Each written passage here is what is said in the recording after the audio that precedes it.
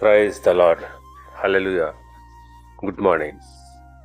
క్రీస్తునందు ప్రియులారా, ఈరోజు దేవుని వాగ్దానము సామెతల గ్రంథము 3వ అధ్యాయము 6వ వచనము. ఆయన నీ త్రోవలను సరళము చేయును.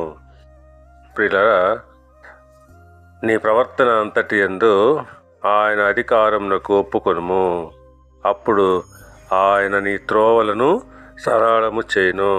అవును, మన జీవితంలో ప్రతి విషయంలో దేవునికి మొదటి స్థానం ఇవ్వాలి.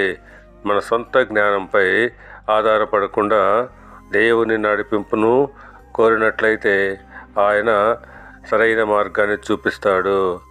సామెతల గ్రంథము 3వ అధ్యాయము 5వ వచనం ప్రకారంగా, నీ స్వబుద్ధిని ఆధారము చేసుకొనక నీ పూర్ణ హృదయంతో యెహోవా యందు నమ్మిక ఉంచుము.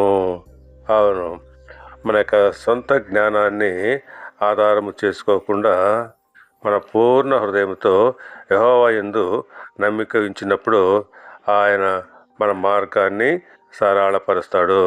దేవుడు మిమ్మల్ని దీవించి ఆశీర్వదించి వర్ధిల్ల చేయనుగాక. ఆమేన్.